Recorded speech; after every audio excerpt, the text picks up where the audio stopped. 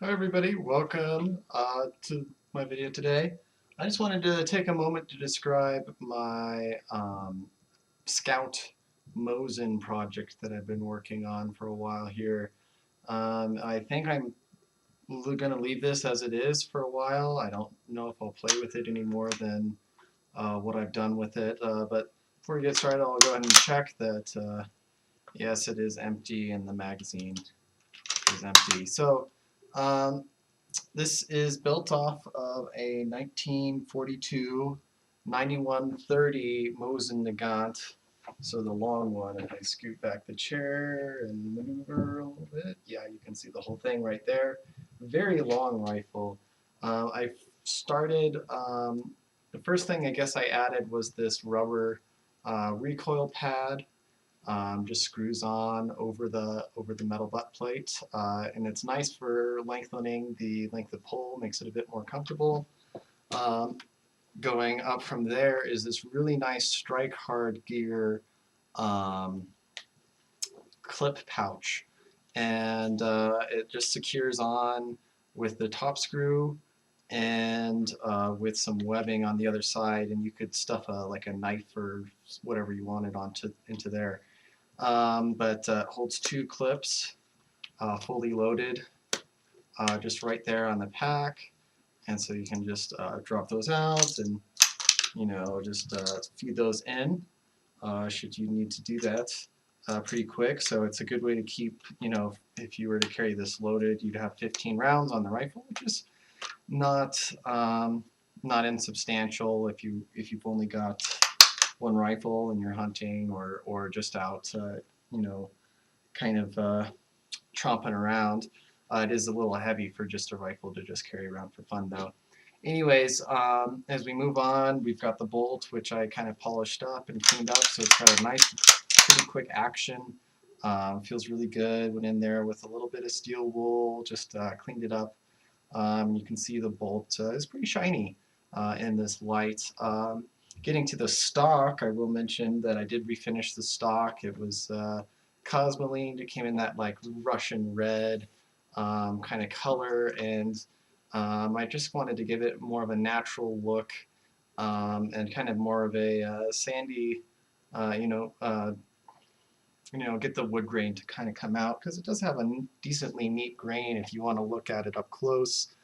There's some knots in it and stuff like that, and I think it's pretty neat when you get to see the grain on a wood. Um, Moving from there is the rock solid mount on the deal.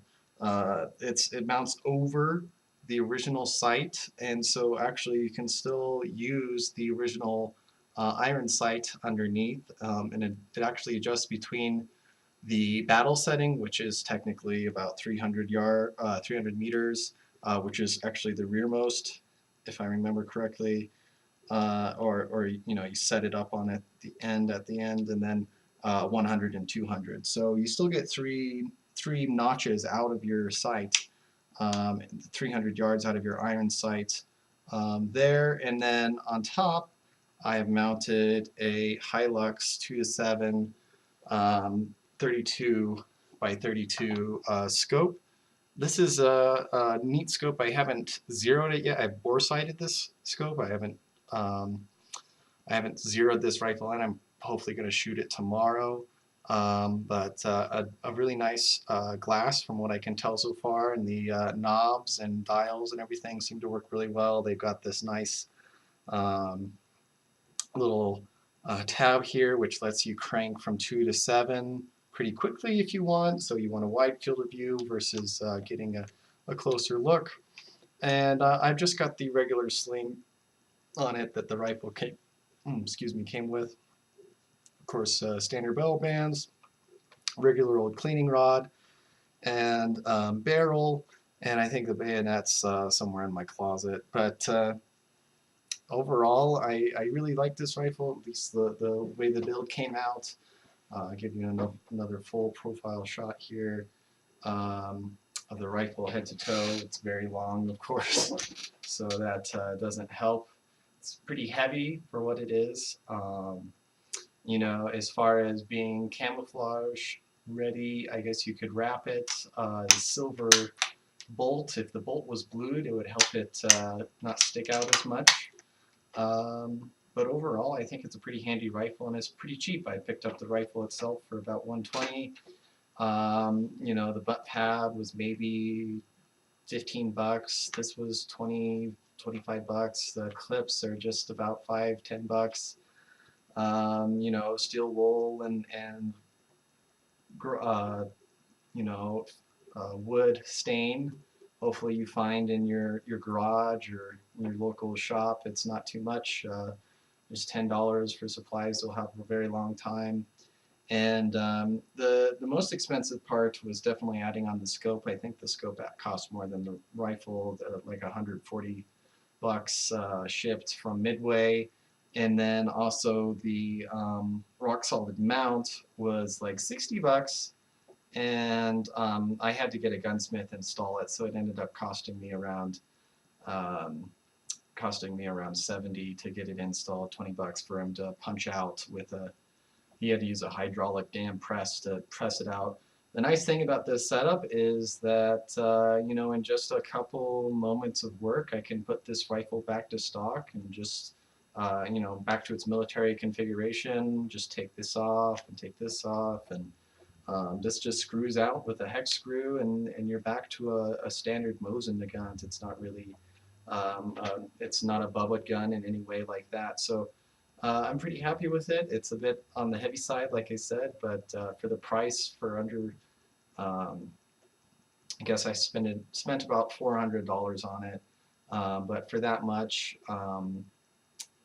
it is very handy. It shoots pretty well. Again, I haven't tested out the scope, but with irons, you can do pretty well, but the scope will really stretch this rifle's capability to what it can do.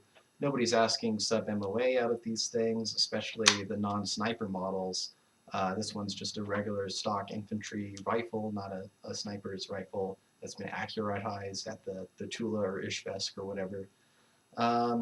Other than that, please comment, like, and share this video if you have any, and subscribe. Make sure to subscribe as well. If you've got a cool Mosin, let me know about it.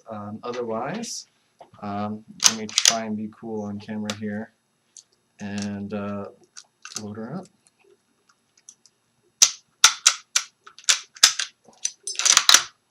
Cool.